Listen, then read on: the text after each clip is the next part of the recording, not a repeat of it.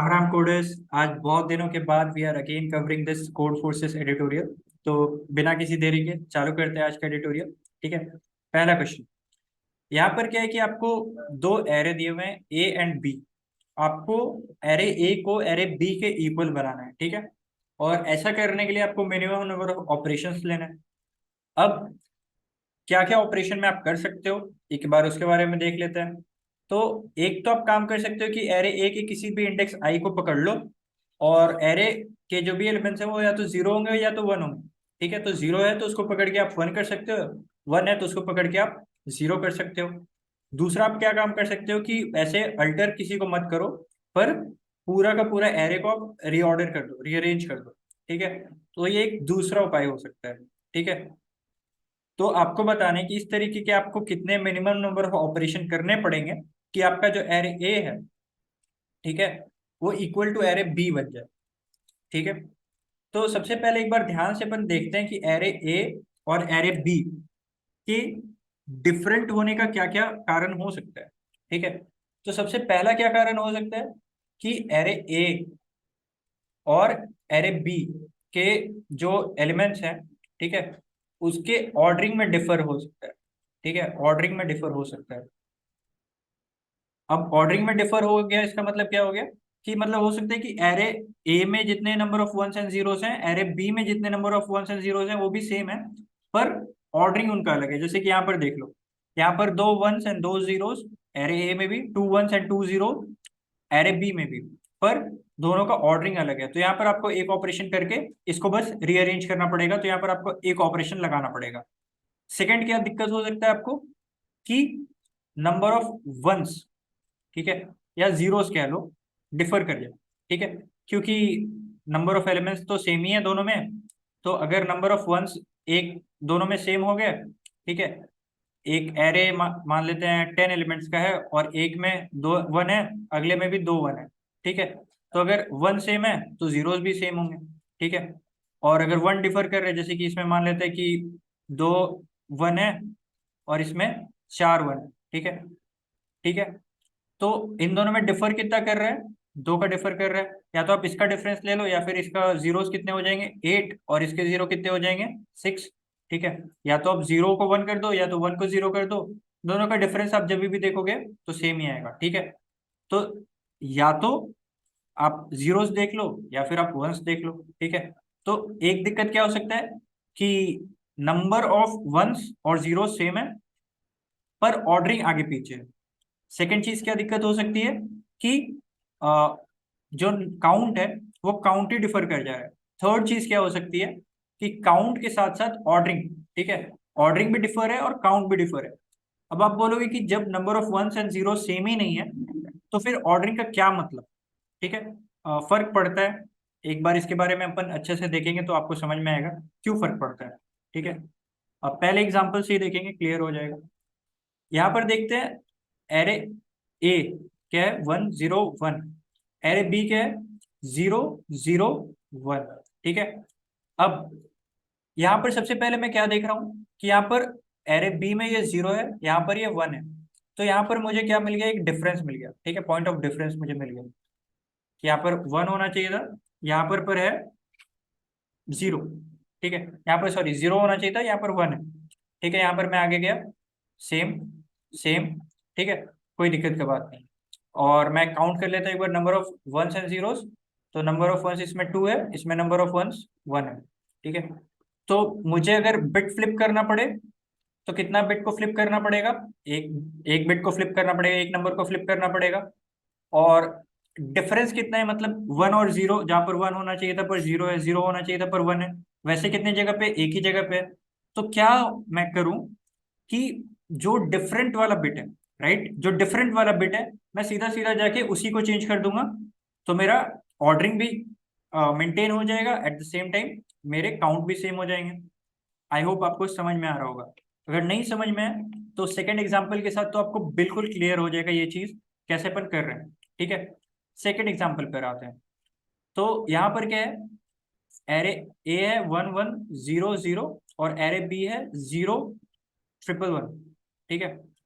तो यहाँ पर क्या होना चाहिए था, जीरो होना चाहिए था एरे ए में, पर यहाँ पर है एरे ए में 1।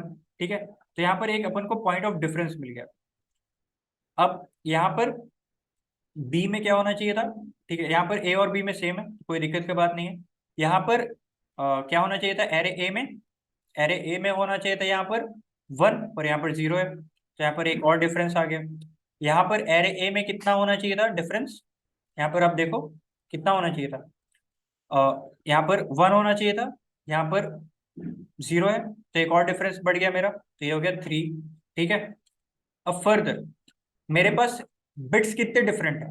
ठीक है, तो यहाँ पर मुझे 2 1 मिले, यहाँ पर मुझे 3 1 मिले, तो मुझे यहाँ पर क्या करना पड़ेगा? एक 1 को बढ़ाना पड़ेगा।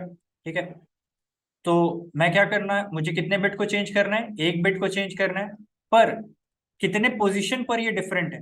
ठीक है, कितने पोजीशन पर ये डिफरेंट है? तो 3 पोजीशन पर मुझे डिफरेंस मिला है। ठीक है, तो एक तो मुझे इस बिट को फ्लिप करना पड़ेगा, एक बिट को मुझे फ्लिप करना पड़ेगा, और उसके बाद भी मुझे सबको रिऑर्डर करना पड़ेगा। जैसे कि मान लो मैं, मेरे पास इसमें 1 कम है, तो क्या कर देता हूँ मैं, इसको मैं 1 कर देता हूँ। ठीक है, इसको या इसको मैं 1 कर देता हूँ, इसको 1 कर दूंगा, तो अगेन मुझे रीऑर्डर करने का जरूरत है। या फिर मैं क्या कर दूं, इस 0 को 1 कर देता हूँ। ठीक है, इसको 0 रहने दो, इसको 1 कर देता हूँ। अगेन आप देख सकते हो कि मुझे रीऑर्डर करने का जरूरत है, तो यहाँ पर मुझे मिनिमम 2 स्टेप तो लगेंगे ही लगेंगे। ठीक है, आई होप आपको ये समझ में आया होगा। अब इसी तरीके से आप देख सकते हैं यहाँ पर दोनों एरे ऑलरेडी इक्वल है, तो आपको कोई ऑपरेशन करने का जरूरत नहीं। आगे बढ़ेंगे, तो यहाँ पर आप देख सकते हैं कि जीरोस एंड वंस का काउंट इक्वल है, पर ऑर्डरिंग आगे पीछे है। तो बस आपको एक बार ऑर्डरिंग करने में दिक्कत होगा, बस बाकी सब चीज सेम है। यहाँ पर अगेन आप देख सकते हो कि एक का डिफरेंस है और ऑर्डरिंग का भी डिफरेंस एक है। ठीक है, तो यहाँ पर क्या करना होगा, अगेन आप जैसे ही एक बिट चेंज करोगे, तो क्योंकि ऑर्डरिंग में भी डिफरेंस एक ही था, तो जैसे ही आप चेंज करोगे वो एडजस्ट हो जाएगा। ठीक है, तो मुझे उम्मीद है आपको ये समझ में आ गया होगा। अब इसको आप बहुत आराम से कोड कर सकते हो, and I would recommend highly कि आप इसको खुद से कोड करो। ठीक है, अब मैं आपको अपने कोड के ऊपर लेके जाता हूँ। ठीक है, तो कॉन्टेस्ट के टाइम पे मैं बहुत ऑप्टिमाइज्ड कोड लिखने का कोशिश नहीं करता, मैं ब्रूट फोर्स में सोचते चलता हूँ, करते चलता हूँ, तो इसलिए कोड थोड़ा हेक्टिक है, पर आई वुड रिकमेंड कि आपको समझ में आ ही जाएगा। ठीक है, तो क्या किया है मैंने, एक बार मैं उसको समझा देता हूँ। मैंने सबसे पहले एरे ए के एलिमेंट्स को इनपुट ले लिया। ठीक है, फिर मैंने एरे बी के सारे एलिमेंट्स को इनपुट ले लिया। ठीक है, अब एट द सेम टाइम मैं number of zeros and ones भी काउंट करते जा रहा हूँ। ठीक है, एरे ए के एरे बी के सबके काउंट करते जा रहा हूँ। और एरे बी में जब मैं इनपुट ले रहा हूँ ना, एरे बी में जब मैं इनपुट ले रहा हूँ, तो एट द सेम टाइम मैं चेक कर रहा हूँ कि बिट सेम है क्या। ठीक है, बिट सेम या डिफरेंट है क्या। ठीक है, अगर बिट सेम है तो कोई बात नहीं, अगर बिट डिफरेंट है तो मैं यहाँ पर डिफरेंट काउंटर जो था मैंने अभी डिस्कस किया था उसको मैं बढ़ा दे रहा हूँ। ठीक है, अब एट द सेम टाइम अब मैं चेक करूंगा कि अगर ये यहाँ पर मैंने रिडंडेंट लिख दिया कि अगर नंबर ऑफ जीरो सेम हो गए तो number of ones again same होंगे, नंबर ऑफ वंस अगर सेम हो गए तो नंबर ऑफ जीरो सेम होंगे ही होंगे। ठीक है, तो ये यहाँ पर मैंने एक्स्ट्रा लिखा है, आप चाहो तो हटा सकते हो किसी भी एक पार्ट को। अब या तो यहाँ पर नंबर ऑफ जीरो सेम हो गए, नंबर ऑफ वन सेम हो गए, तो मैं क्या चेक करूंगा कि क्या वो एरे आपस में ऑलरेडी इक्वल है क्या। ठीक है, मतलब ऑर्डरिंग दोनों का सेम है क्या। अगर दोनों का ऑर्डरिंग सेम है, या फिर number of bit difference zero है मेरा। ठीक है, या तो A is equal to B, मतलब array A is equal to array B, या फिर difference is equal to zero, तो मुझे एक भी ऑपरेशन करने की जरूरत नहीं है।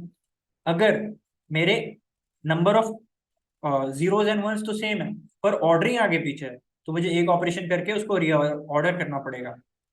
एल्स अब मैं क्या करता हूँ, मैं चेक करता हूँ कि यहाँ पर इस वाले केस में कि एक तो हो गया मेरा कि जितने मेरे डिफरेंट बिट्स हैं, ठीक है, उसको तो मुझे एडजस्ट करना ही है।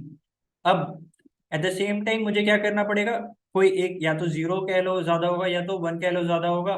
ठीक है, इसको मुझे आगे पीछे एडजस्ट करना है, या तो मैं जीरोस को बढ़ाऊंगा या तो वंस को बढ़ाऊंगा। ठीक है, तो ये तरीका हो गया।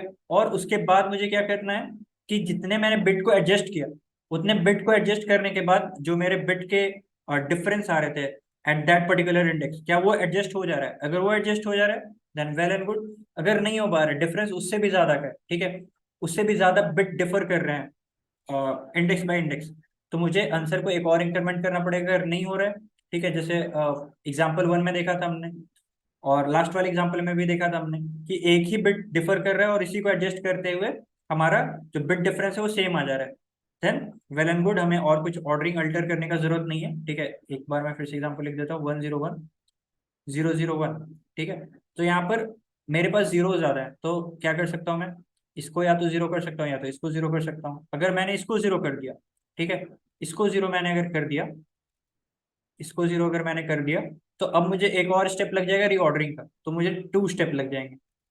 एट द सेम टाइम अगर मैंने इसको जीरो किया, तो एक ही स्टेप में मेरा काम हो गया, अरे ए अरे बी के इक्वल हो गया। ठीक है, तो बस यही यहाँ पर चेक कर रहे हैं हम। तो मुझे उम्मीद है आपको ये समझ में आ गया होगा। अगर इसके बाद भी कोई डाउट है तो कमेंट सेक्शन पे आ सकते हैं। और एक और इम्पोर्टेंट बात, हम बिकम ड्रीम कंपनी रेडी एक सीरीज चला रहे हैं जिसमें हर एक कंपनी जो आप एस्पायर करते हैं, तो उसमें आपको एंटर करने के लिए हर एक चीज जिसकी जानकारी होनी चाहिए वो एक वीडियो पर कवर कर रहा है। हर एक जानकारी, एट द सेम टाइम उससे रिलेटेड रिसोर्स जिसको आपको हैंडी रखना पड़ेगा अगर आप उस कंपनी में क्रैक करना चाहते हैं। बहुत ही अच्छी सीरीज चल रही है, अगर आपने अभी तक नहीं फॉलो किया तो आप फॉलो कर सकते हैं। Eight the same time next हम किस कंपनी को कवर करें, आप एक बार उसके वीडियो के कमेंट्स में बता सकते हैं या फिर इस कमेंट में भी बता सकते हैं। We will try to make and cover those companies as well. That's it for now, thank you.